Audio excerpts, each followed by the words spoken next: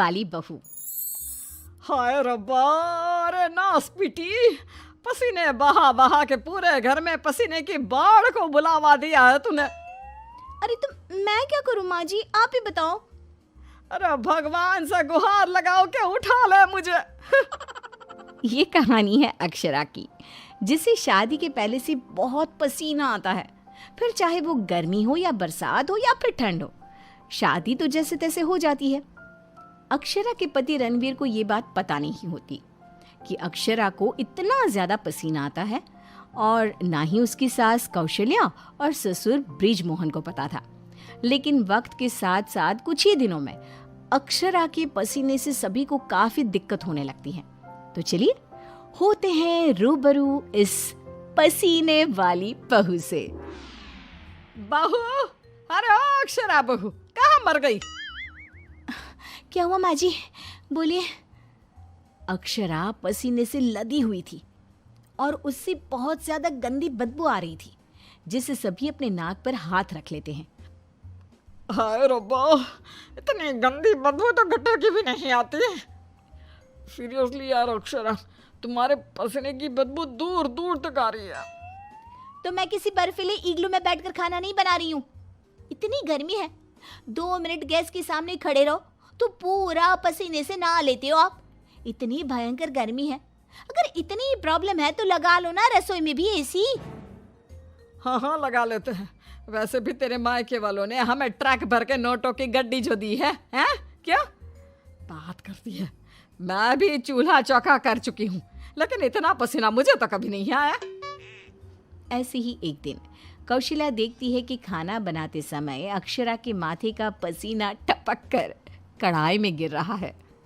हाय रब्बा, अरे करम जलियों की महारानी, ये देखिए तेरे पसीने की टंकी का लीकेज बह के अब हमारे खाने में भी टपक रहा है। अब अपना खारा पानी तू नमक के तौर पर इस्तेमाल करेगी क्या हमारे खाने में? माँ जी, मैंने जानबूझकर नहीं किया है। और रही बात पसीने की टपकने की, तो इसी बहाने ये गट्टे की सब्जी ना और भी नमकीन और स्वादिष्ट हो जाएगी मेरे पसीने की मिलावट से। छी छी छी छी, मैं जा रही हूँ बाथरूम, क्योंकि मुझे तो तेरी बातों को सुनकर और ये खाना देखकर ही उल्टी आ रही है। आज तो कुछ नहीं पकाएगी। आज हम तीनों तुझे छोड़कर बसंत भोजनालय चले जाएंगे। तू अकेले ही चखते बैठ अपने पसीने से भरे हुए ये व्यंजन। अगले दिन जब रणवीर दफ्तर से घर आता है, तभी वो अपने कमरे में अक्षरा से कहता है, अक्षरा, कल बॉस की वाइफ का बर्थडे है, इसलिए उन्होंने हमें खास न्योता दिया है, तो तुम और मैं कल पार्टी में जाएंगे। मैं ब्लैक कोट पहनूंगा, तो तुम ब्लैक साड़ी पहन लो। ओके पति जी, और कोई आदेश? नहीं, आदेश नहीं, लेकिन एक रिक्वेस्ट है। वैसे तो पार्टी में एसी होगी, लेकिन फिर भी ना, तुम पूरी परफ्यूम की बोतल को अपने ऊपर छिड़क के ही चलना। एक क्या, मैं तो कहता हूँ 5 चाय बोतल को छिड़क लो ना, क्योंकि अगर किसी ने तुम्हारे पसीने की बदबू को सूंघ लिया ना, तो फालतू में सीन क्रिएट हो जाएगा वहां पर, ठीक है? मुंह टेढ़ा करके अक्षरा जवाब देती है, ठीक है, लगा लूंगी, खुश। अगले दिन पार्टी के लिए अक्षरा सच में 5 परफ्यूम की बोतल को अपने ऊपर छिड़क कर सच धज के रणवीर के साथ पार्टी में चली जाती है। पार्टी में एसी थी, इसलिए पहले के 15 से 20 मिनट तो कुछ भी नहीं हुआ, लेकिन उसके बाद से जो अक्षरा को पसीने छूटने शुरू हुए कि बस वो पसीने से भीग कर गीली होती ही जा रही थी, और उसकी बहुत गंदी बदबू भी आने लगी, जिसको सुनकर पार्टी के गेस्ट आपस में बात करने लगे। अरे ये इतनी गंदी बदबू कहाँ से आ रही है? शायद किसी की जुराबों की गंदी बदबू है ये। जुराबे नहीं, मामला कुछ और ही है जनाब। इतनी बड़ी 5 स्टार पार्टी में पता नहीं कहाँ से घुस गया कोई गटर का कीड़ा। तभी रणवीर अक्षरा को धीरे से कहता है, तुम्हें कहो तो ना, परफ्यूम, पाउडर और साबुन से 10 बार नहाना। लेकिन तुम्हें तो पता है ना कि मुझे पसीने छूटते ही हैं, चाहे कितना भी कुछ भी कर लूं। और उनकी ये बात बगल में खड़ी एक बूढ़ी औरत सुन लेती है और वो बवाल मचा देती है। अरे बाप रे, ये गंदी महक तो यहाँ से आ रही है। रणवीर की बीवी से देखो तो पूरे कपड़े भीग गए इसके पसीने से। सभी रणवीर और अक्षरा पर बहुत हंसते हैं। रणवीर घर जाने के बाद अक्षरा को खूब डांटता है। मिला देना पानी में मेरी पूरी मेहनत से कमाई हुई इज्जत। अरे अक्षरा बहू, किस मिट्टी की बनी हो तुम, जो पसीने का झरना बहता ही रहता है तुम्हारे बदन से 12 महीने और 2400 घंटे नॉन स्टॉप। अरे अभी तो इस कलमुहे के कलेजे को ठंडक पड़ी होगी। लोगों के कुंडली में मार्केश दोष होता है, लेकिन हमारी बहू की कुंडली में पसीना दोष है।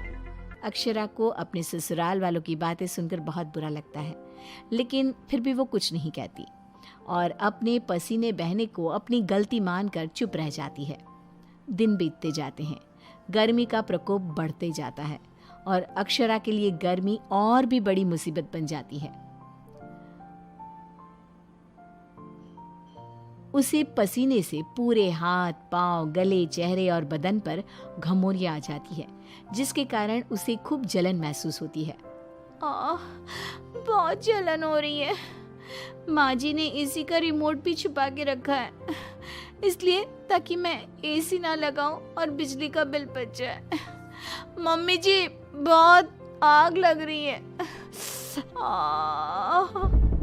अक्षरा जाकर बाल्टी भर पानी अपने आप पर डाल देती है, तब जाके उसे थोड़ी सी राहत मिलती है। अक्षरा के पसीने से तंग आकर कौशल्या अब दिन रात घर में अगरबत्ती और अरोमा कैंडल जलाती। अच्छा हुआ जो रणवीर ने ये खुशबू वाली मोमबत्तियां ला कर दी, इनसे हर जगह अच्छी महक आ रही है। हाँ कौशल्या, बड़ी अच्छी सुगंध है, अगरबत्ती और मोमबत्ती दोनों की भी। लेकिन तभी वहां पर बाजार से सामान लाकर पसीने से लदी हुई अक्षरा आ जाती है और उसके पूरे बदन से बदबू आ रही थी और बाल तो पूरे पसीने से भीग गए थे और फर्श पर पसीने की बूंदें भी टपक रही थी और ये बदबू इतनी तेज होती है कि मोमबत्ती और अगरबत्ती की महक को फेल कर देती है।